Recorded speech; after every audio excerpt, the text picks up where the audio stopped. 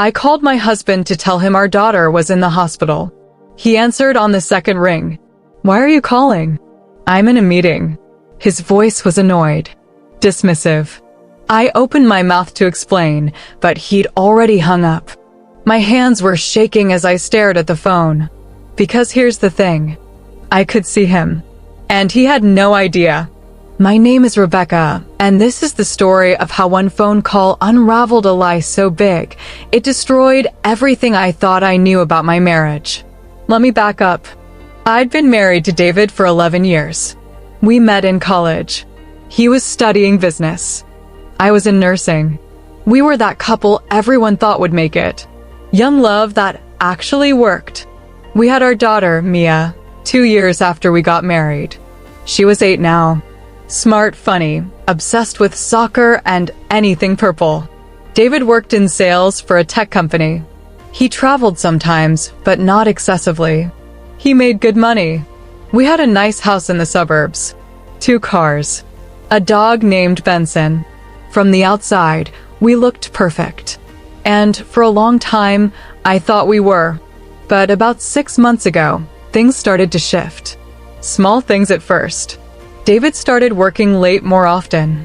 He'd come home distracted, scrolling through his phone at dinner. When I'd ask about his day, his answers got shorter. Fine. Busy. Same old stuff. He stopped asking about mine. I told myself it was work stress. His company was going through restructuring. He'd mentioned it a few times. Layoffs. New management. I figured he was worried about his job. I tried to be supportive. I'd make his favorite meals, suggest we watch a movie together, offer to give him space if he needed it. He took the space. More and more of it. We stopped having sex. Not all at once, but gradually. Once a week became once every 2 weeks. Then once a month. Then I stopped counting. When I brought it up, he said he was tired. Work's been insane, Beck. I'm exhausted. I believed him. I wanted to believe him. Then came the day everything changed. It was a Tuesday afternoon. I was working a shift at the hospital when I got a call from Mia's school. Mrs. Chin, this is Nurse Patterson. Mia's had an accident on the playground. She's okay, but she's complaining of wrist pain. We think you should take her to get it checked out. My heart dropped. I told my supervisor, clocked out early, and drove straight to the school. Mia was sitting in the nurse's office, cradling her left wrist. Her face was red and blotchy from crying. Mommy, it hurts. I could see the swelling starting. We're going to the hospital, sweetie. They'll make it better. On the drive, I called David. He answered quickly. Why are you calling? I'm in a meeting. Mia fell at school. I think her wrist might be broken. We're heading to the ER. I'm in a meeting, Rebecca. I heard you. I'm just letting you know your daughter. The line went dead. He'd hung up on me. I stared at the phone in disbelief. Mia was whimpering in the back seat, and my husband couldn't spare 2 minutes to ask if she was okay. Anger started to bubble up, but I pushed it down. Mia needed me focused. At the hospital, they did x-rays. Hairline fracture. They put her in a small cast and gave us care instructions. The whole time, David didn't call back. Didn't text. Nothing. By the time we got home, it was almost 6. Mia was tired and hungry. I made her mac and cheese and set her up on the couch with a movie. Then I sat down and really let myself feel the anger. What kind of father doesn't call back when his kid is hurt? What meeting is so important you can't take 2 minutes to check on your daughter? I pulled out my phone and opened Find My Friends. David and I had shared our locations years ago. It was practical. If one of us was running late or needed to coordinate pickups, we could check where the other was. I hadn't looked at it in months. Maybe longer. But I looked now. And my blood went cold. David wasn't at his office. He wasn't at a client site. He was at the Rosewood Inn, a boutique hotel downtown, in the middle of a Tuesday afternoon. My first thought was that maybe he'd taken a client there for lunch. The hotel had a nice restaurant, but lunch would be over by now. I stared at the little dot on the map. He'd been there for 3 hours. I took a screenshot. Then I opened my messages and typed, "How's your meeting going?" I watched the 3 dots appear immediately. Long, probably another hour. Another hour. At a hotel. My hands were shaking again, but this time it wasn't fear. It was rage. I called him. He answered on the first ring. "What, Rebecca?" "I told you I'm in a meeting." "Right. Your meeting." "At the Rosewood Inn." Silence. Complete silence. "What are you talking about?" "I can see your location, David. You're at a hotel. So unless your meeting involves a bed, you want to tell me what's actually going on." More silence. Then, quietly, I can explain. "You have 10 seconds before I drive down there myself." "Rebecca, don't." "Then start talking." He took a breath. "I'm meeting a client. She preferred somewhere more private than the office. It's a big account." I couldn't say no. "She?" "Yes. Her name is Lauren. She's the VP of marketing for." "I don't care what her title is. You're in a hotel room with another woman, and you hung up on me when I told you our daughter was injured. Is Mia okay?" "Fractured wrist." "Thanks for asking 3 hours later." "Beck, I'm sorry. I should have called back. But this meeting is important. I'll be home soon and we can talk." "You're damn right we'll talk." I hung up. Then I did something I'd never done before. I logged into our cell phone account online. We had a family plan. I was the primary account holder because I'd set it up years ago, which meant I had access to everything, including the ability to see detailed phone records. I pulled up David's activity from the past 3 months. What I found made me sick. Hundreds of texts to one number. A number that wasn't saved in his contacts, at least not under a real name. Calls to the same number. Some lasting 40 minutes. An hour. Late at night. Early in the morning. During his meetings. I grabbed a notebook and started writing everything down. Dates. Times. Duration. Then I cross-referenced the dates with his calendar that we shared on our family app. Every time he'd said he was working late. Every time he'd said he had a client dinner. Every Saturday morning he'd said he was going to the gym. The phone records told a different story. He'd been talking to her. Texting her. For months. I felt like I couldn't breathe. 11 years. We'd been married for 11 years, and he was throwing it away for someone named Lauren. I heard the front door open. "Beck? I'm home." I didn't answer. He walked into the kitchen and stopped when he saw me sitting at the table with my notebook. "What's that?" "Your phone records." His face went white. "You went through my phone records?" "I'm the account holder, David. I have every right. That's a violation of my privacy. And screwing someone else is a violation of our marriage vows, but here we are." He closed his eyes. "I'm not screwing anyone." "Then what exactly have you been doing with Lauren for the past 6 months?" "We're friends." I laughed. It came out bitter and harsh. "Friends? You talk to this friend more than you talk to me. You text her at 11 at night. You meet her at hotels. What kind of friendship is that?" "It's not what you think." "Then tell me what it is." He pulled out a chair and sat down. He looked exhausted. "I met her at a conference 4 months ago. We hit it off. Started talking about work stuff. She gets it, you know? The pressure. The stress. She understands what I'm dealing with. And I don't. You're always so busy with Mia and work. When was the last time we had a real conversation?" I stared at him. "You're blaming me? For your affair." "It's not an affair. We haven't slept together." "Do you want to?" He didn't answer. "David, do you want to sleep with her?" "I don't know." Those 3 words broke something in me. Get out. Beck. Get out of my house. This is my house too. Then go sleep in the guest room. "I don't care. But I can't look at you right now." He stood up slowly. "We need to talk about this." "We will. But not tonight. Tonight, you need to leave me alone." He left the kitchen. I sat there for a long time, staring at the phone records. Then I did something I probably shouldn't have. I called the number. She answered on the third ring. Hey, you miss me already? Her voice was light, flirty. My stomach turned. This isn't David. Silence. This is his wife, Rebecca. I heard her take a breath. Oh, yeah. Oh, I'm going to ask you one time, and I want the truth. Are you sleeping with my husband? We haven't. But you want to. More silence. He told me he was unhappy, she finally said. That you two had grown apart. That the marriage was basically over. The marriage was fine until you came along. That's not what he said. I don't care what he said. He's a liar. And apparently, so are you. Look, I didn't know he was going to. Stay away from my husband. If I see one more text, one more call, one more anything, I will make your life a living hell. Do you understand me? You can't. Try me. I hung up. My hands were still shaking. I sat there in the kitchen until after midnight, going through everything. Bank statements. Credit card bills. I found charges I'd never noticed before.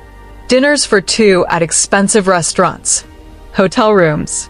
Gifts from jewelry stores. He'd been careful. Using his personal credit card, not our joint account. But I found it all. The next morning, David tried to talk to me.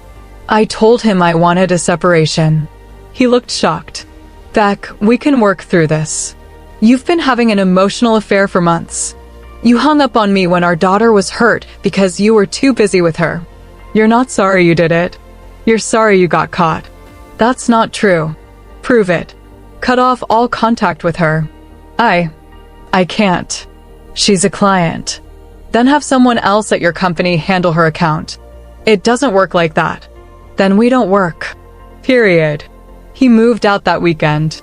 I told Mia that Daddy needed to stay somewhere else for work. That he'd still see her all the time. She cried anyway. That killed me more than anything. For 2 weeks, David stayed at his brother's place. He'd come by to see Mia, and every time, he'd try to talk to me. I ended it. I told Lauren we can't talk anymore. Good for you. I miss you. I miss our family. You should have thought of that before. People make mistakes, Beck. Mistakes are one-time things. What you did was a choice. Over and over again. I want to fix this. I looked at him. Really looked at him. He looked miserable. Part of me wanted to feel sorry for him. But I couldn't. I don't know if it can be fixed. Will you at least try? For Mia. That was a low blow and he knew it. But it worked. Fine. Therapy. But you're paying for it. We started seeing a marriage counselor the following week. Dr. Patricia Morrison. She was in her 60s, kind but direct. The first session was brutal. She asked David why he'd sought out emotional intimacy outside the marriage. He said he felt neglected, that I was always focused on Mia or work, that he felt like he came last. She asked me how I felt about that. I said it was bullshit, that I'd been trying to hold our family together while he checked out, that I'd asked him repeatedly what was wrong, and he'd shut me down every time. Dr. Morrison let us go back and forth for a while. Then she said something that stuck with me. You're both telling different stories about the same marriage. The question is, which one is true? Or is the truth somewhere in the middle? Over the next few weeks, we peeled back layers. David admitted he'd felt disconnected for over a year. That he'd been too proud to say he needed more attention. That when Lauren showed interest in him, in his thoughts and feelings, it felt good. I admitted I'd been so focused on being a good mom and keeping up with work that I'd stopped checking in on us. That I'd assumed we were fine because we weren't fighting. We were both wrong. But his wrong had consequences, mine didn't. Dr. Morrison asked him if he was willing to do the work to rebuild trust.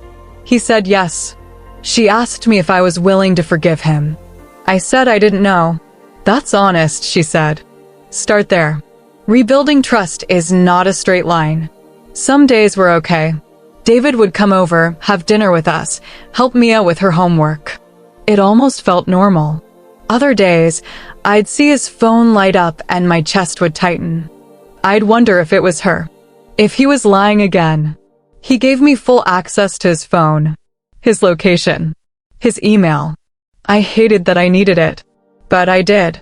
3 months into therapy, something shifted.